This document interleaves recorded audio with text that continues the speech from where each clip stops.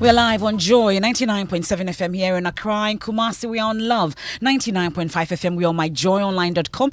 We're also live on all 16 regions. We are on ATL FM in Castle FM in Cape Coast, A1 Radio and Dreams FM in Bogatanga, Sun City Radio in Keta. We are live on X Spaces. We are on Facebook. The Midday News is sponsored by Petrol Sol, your clean fuel in full quantity. Petrol Sol is always a delightful experience. Also brought to you by Duraplus Ghana Limited, producers of quality PVC and HDP pipes and water tank. We are the only water storage tank with a level indicator, and where Duraplus goes, water always flows. This afternoon, increase in dialysis costs forces renal patients to skip meals and water to survive. Even the 380, I find it difficult to do my session twice in a week. As it stands now, I've not even eaten because I feel heavy already. My face is swollen. I just need to manage myself because you can't eat.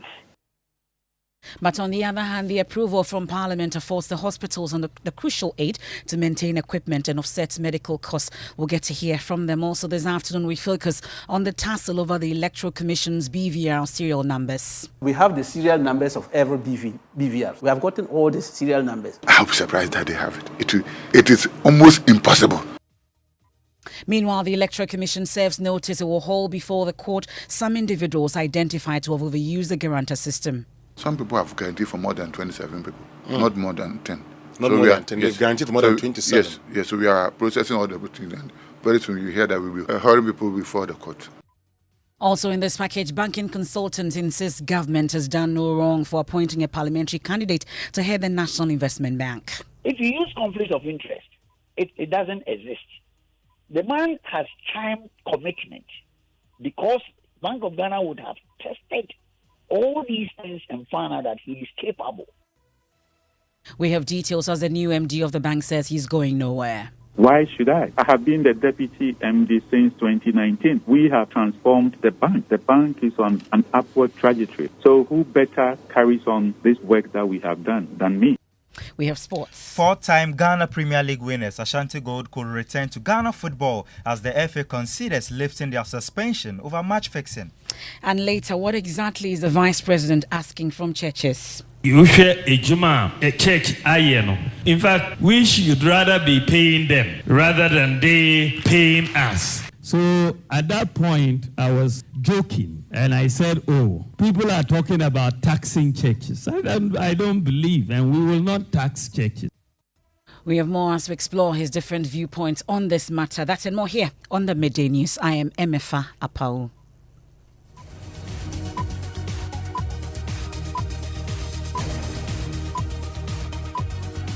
Many thanks for choosing us. This is your home of independent, fearless and credible journalism. Let's settle for details now. And some renal patients have been forced into skipping meals and limiting water intake to sustain their treatment. The fees have been increased from 380 cedis to 491 per session, but the increased financial burden is already draining patients' tight budgets, compelling them to make heartbreaking choices between basic necessities and life-saving medical care. The increment is part of fees and charges approved by Parliament. For Christiana, for instance, who doesn't work and falls on the benevolence of family and friends, now has to make the agonizing decision to forgo meals and reduce sessions to just once a week in order to survive. Even the 380, I find it difficult to do my session twice in a week. And now that it has been increased, I don't know. As it stands now, I've not even eaten because I feel heavy already. My face is swollen, walking from short distance, I get tired. I easily get tired. I would have to wait or have, 1 square meal in a day just not to have additional toxics in my body. I don't work. My siblings and then some friends take that. Sometimes when I don't get money from anywhere, I don't go for dialysis. I just stay home and then wait for money and then to go for my next session. I'm sorry.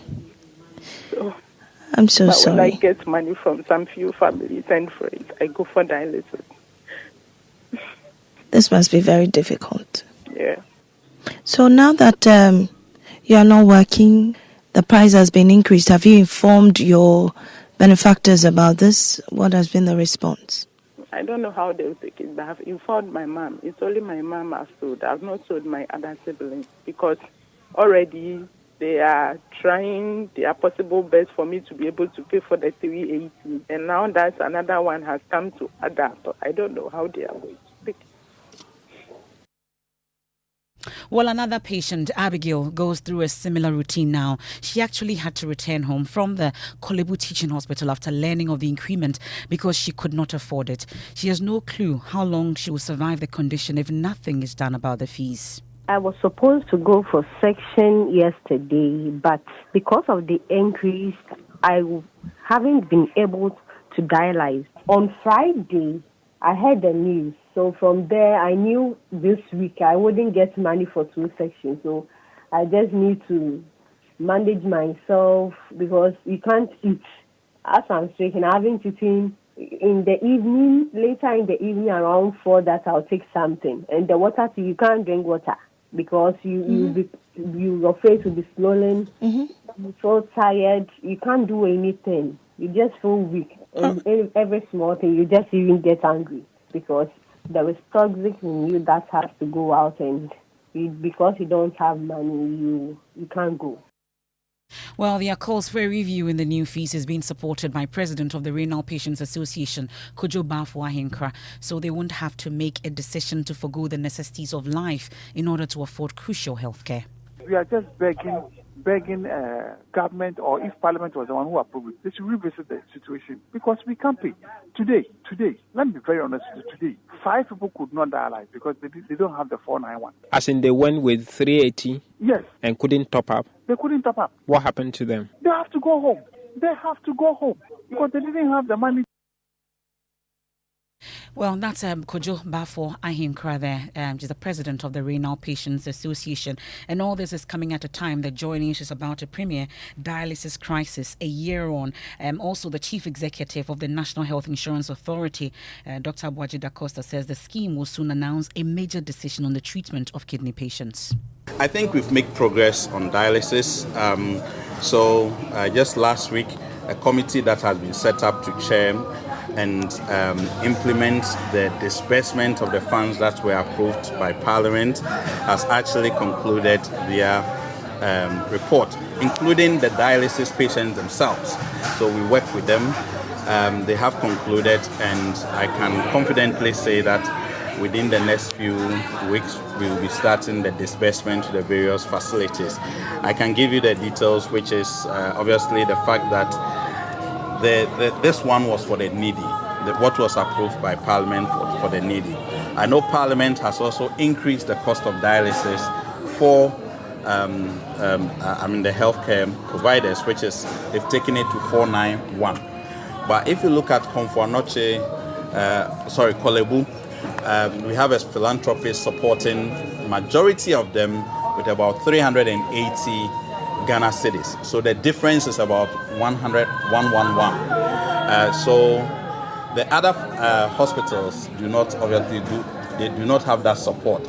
So we're looking at supplementing for both patients from Kolebu, Komfo-Anokye Teaching Hospital, and Central Region, in such a way that for Kolebu, because they do get that support, we will be able to bridge a gap for them.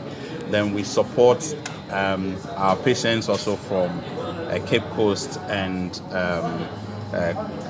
Komfo-Anokye Teaching Hospital. But the fact is, they do 8 cycles per month. We cannot do all the 8, so we are looking at an average or maybe below average. We're yet to, obviously, like I said, the report is ready, so it's just to be taken to the board for final consideration, then the implementation starts. That's the CEO of the National Health Insurance Authority, Dr. Da Costa Abuabu. We've been hearing from doctors at the Kolebu Teaching Hospital, and they say this particular increment will afford the hospital the crucial aid to maintain equipment and offset medical costs.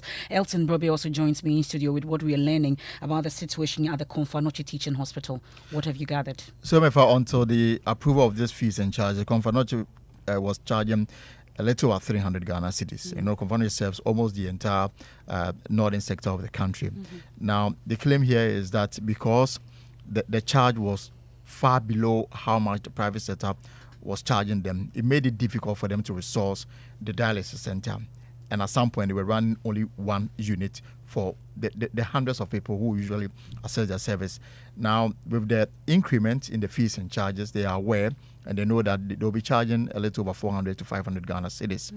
Now, they are discussing when to start. My information is that they are likely to implement the new charges from next week, with the hope that with these new charges, they'll be able to expand the center, bring in more people to supply them with the machine so that they can attend to those who require dialysis treatment. Thank you very much, Elton. And there's more on this in our latest series, Dialysis Crisis, a year on from tomorrow, to track the promises of government and get help from some patients. Here are excerpts of what to expect. I'm more angry this morning. People are dying each day. The dialysis machine in Kolebu Gospel. Do you know the number of people who died? A 24-year-old boy died this morning. As death stares at them every second, they have to pay just to live another day. But government has increased the already high cost of dialysis treatment. Charlie, if you die, cry, it will be okay. So that your burden on the family and the friends will be over. The payment aspect is serious. We are going to die. There's no hope for me. Dialysis crisis, a year on. And away from the dialysis situation, let's get into the election headquarters now.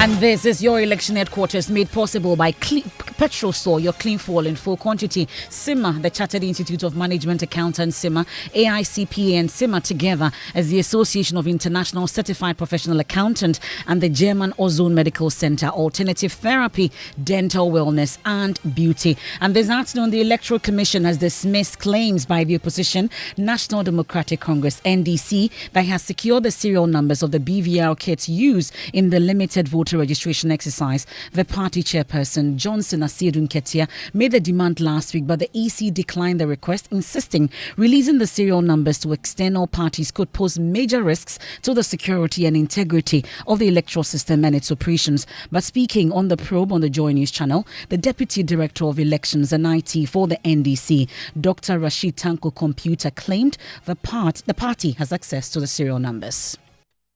A different NDC altogether. It's not like the good old days. This one, we call it eye on the price. We are monitoring every bit of what is going on at the Electoral Commission and their district offices at the registration centers. Before the EC could even compile the register, we already have it.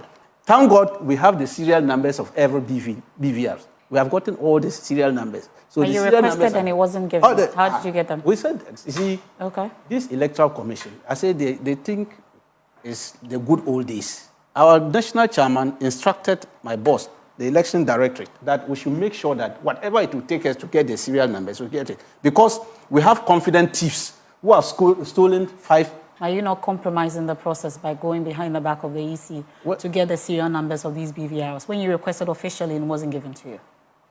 You call this one compromise? I'm asking. Was the EC sleeping when they were picking the gadgets at their strong room? CCTV cameras, policemen, ammo cars, parked there, military men, cordoned the whole place.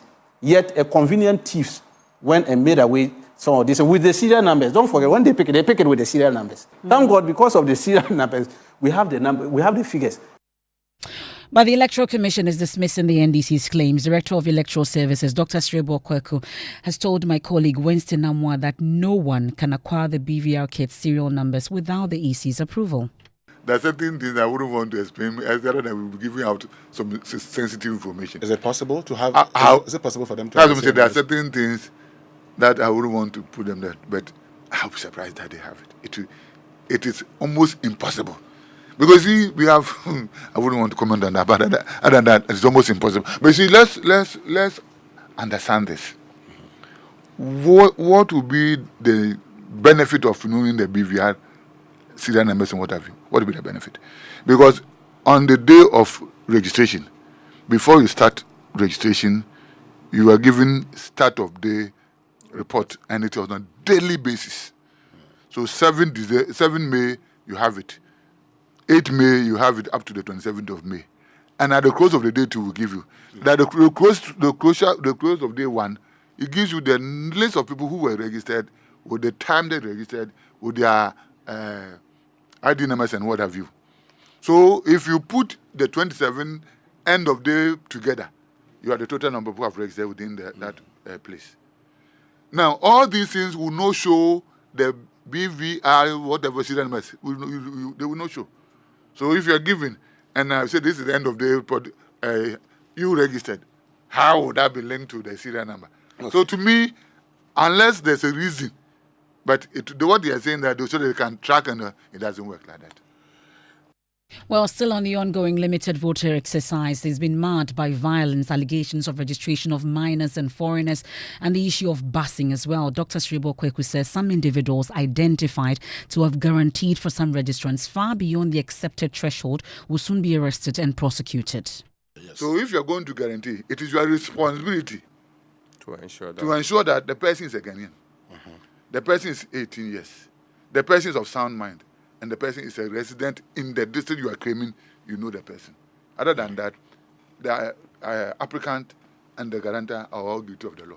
Some people have guaranteed for more than 27 people, not more than 10. Not more than 10. They've guaranteed for more than 27. Yes. So we are processing all the things, and very soon you hear that we'll be hearing people before the court. Well, that's the Director of Electoral Services, Dr. Sribo Kweku. The governing New Patriotic Party is also holding a news conference as we speak on the exercise, and my colleague on the political desk, Samuel Imbura, joins us on the line. Samuel, what are the issues that have come up so far? Well, Emefa, the presser hasn't started, although it was slated to have begun at about 11 a.m.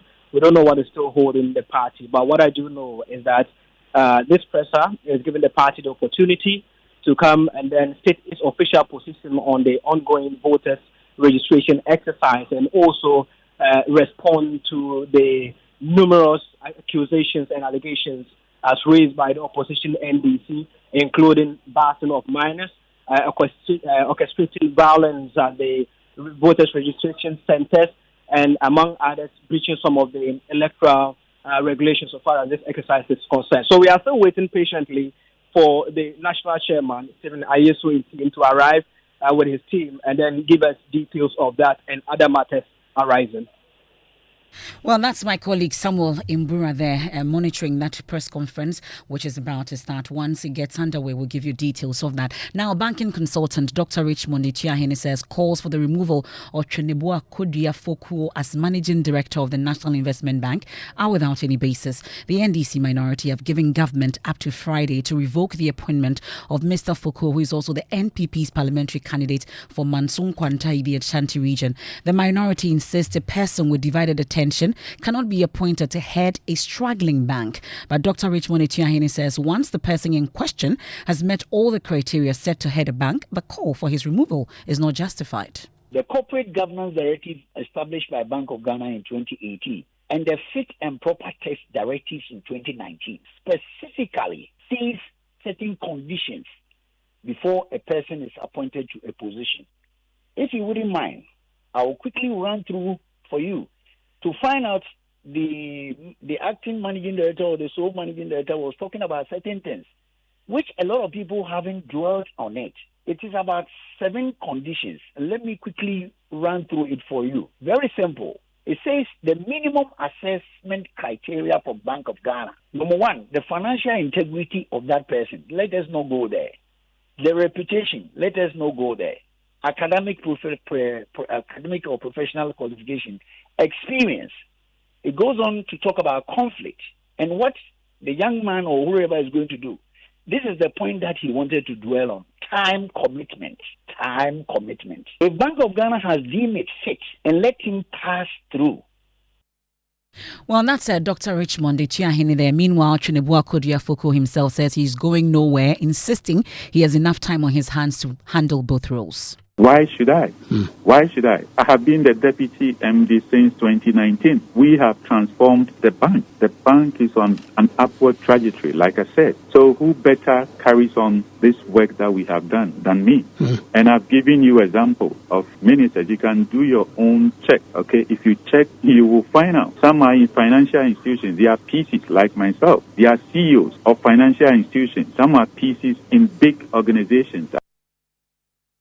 Well, this question has brought into sharp focus some state organizations who have leaders aspiring to enter parliament in 2025. Well, this includes Samioku, who heads the NLA and running to become MP for Equiapim North. Also, Registrar of the Scholarship Secretariat, Dr. Kingsley Ajiman, running for the Abuabu South seat, and Michael Kwe Jr., who heads the Ghana Free Zones Authority and running for the Dom Kwabenya parliamentary seat. Let's bring in governance expert, Professor Bafo Ajimandia, for some perspectives on this. We are grateful for your time, Prof. So in terms of governance, is there anything really wrong that these persons mentioned are all heading crucial state institutions while campaigning to enter parliament?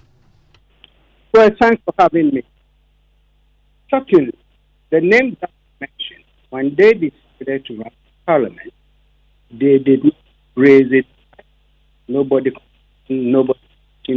I mean, because they didn't do anything for the past. Well, Prof, unfortunately, I seem to be losing you along the line. If you could please reposition yourself and start all over, please. Thank you. All right, let me move somewhere else. Yes. I think it's much better now. That those names that you mentioned, my friend Awuku, Michael Kwe, Kingsley Ajiman, and the others heading government agencies, when they decided to run for parliament, they did not raise any eyebrow. Nobody raised a voice because certainly they've been there for some time. And also, we know that these appointments by president do not come under the civil service, where they are required to resign before they get into active politics. Mm-hmm. So in that respect, there is nothing technically wrong with this gentleman who is appointed as the ND for the NIE.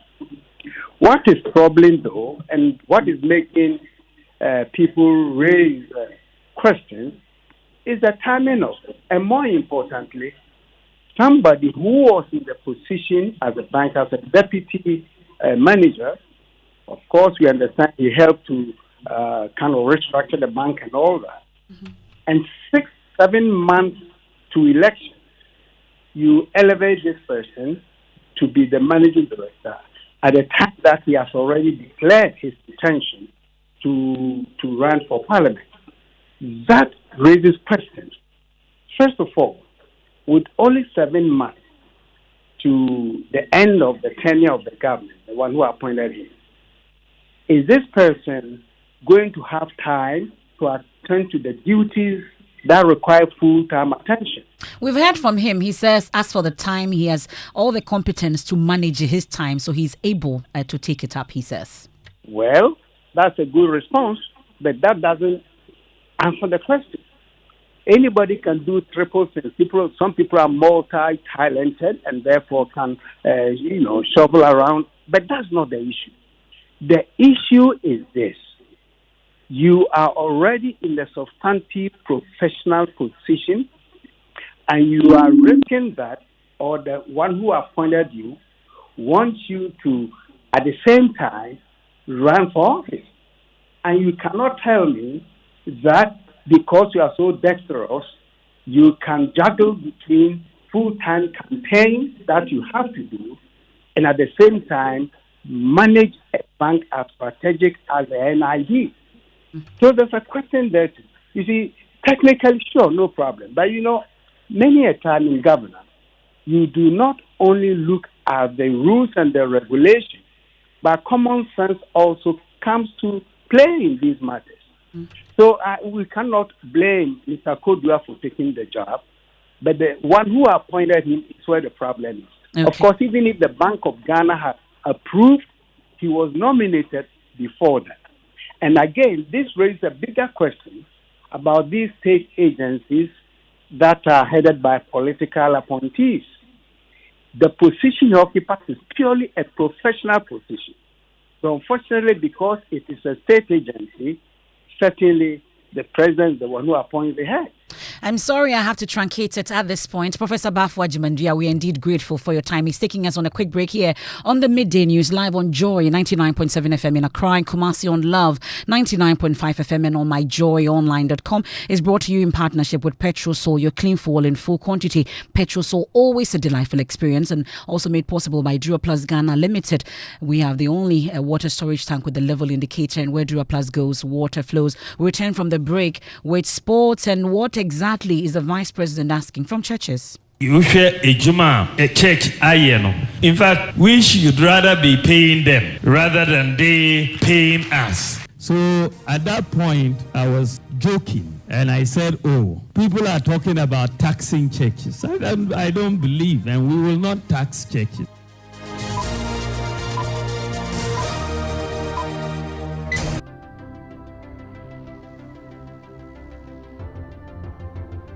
When budgets are tight and money difficult to come by, you want to be sure you get the best value for your money. These are not times to be spending money fixing expensive engine problems because of cheap fuel and lubricants. Drive to a Petrosol station today and buy your quality fuel and lubricants, and rest assured of fuel that lasts long and lubricants that prevent expensive engine problems. Hear the sound. Petrosol, clean fuel in full quantity. It's the 3i Africa Summit, where innovation, impact, and investment converge, where technology drives transformation. From the 13th to the 15th of May 2024, heads of state, central bank governors, thought leaders, innovators, investors, academics, and entrepreneurs will converge to unleash Africa's full potential. Discover the power of digital assets, explore the state of digital growth in Africa, and unveil lessons from Africa's central bank digital currency experiments. Engage in discussions on diversity in the creative arts and tech, financing Africa's SMEs and bridging the digital gender gap. Network with investors, pitch your ideas, and access funding at the 3i Africa Deal Room and Pitchfest. Join us at the Accra International Conference Center as we ignite a fintech revolution for Africa's financial future. Visit 3iafrica.com to register now. Hello, Ghana. Are you tired of the same old political rhetoric? Do you believe it is time for a change that truly represents the voices of our youth, women, and children? I present to you Nana Kwame Bediako. He is a visionary leader with a passion for making our country better through innovative industrial revolution. Together, we can change the political narrative and create a government that truly represents the interest of all citizens. Join this journey to build a better and inclusive future for all by contributing to our Save Ghana Fund campaign. Your support, no matter the amount, is not just a donation. It is an investment in the shared desire for a more prosperous, equitable, and better nation. To donate, visit www.nkb.com.gh or dial *887 *2024 #. Thank you for your support.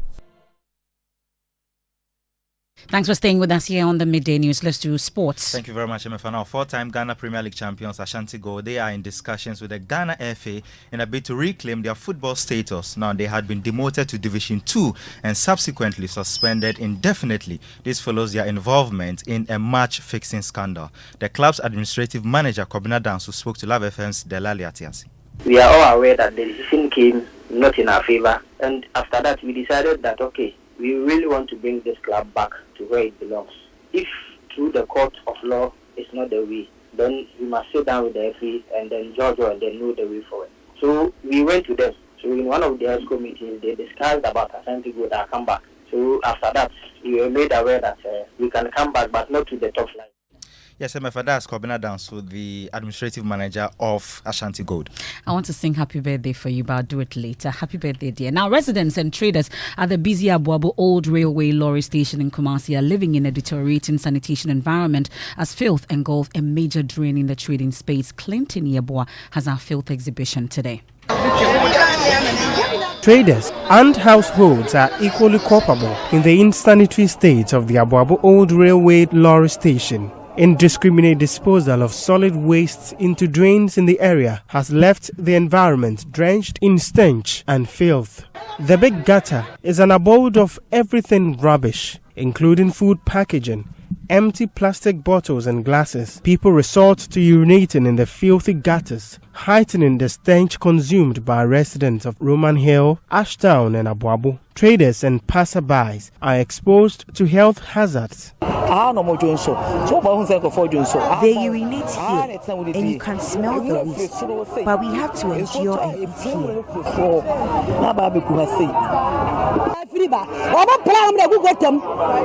They dispose their waste into the gutters when it rains. All the wastes are from Alaba.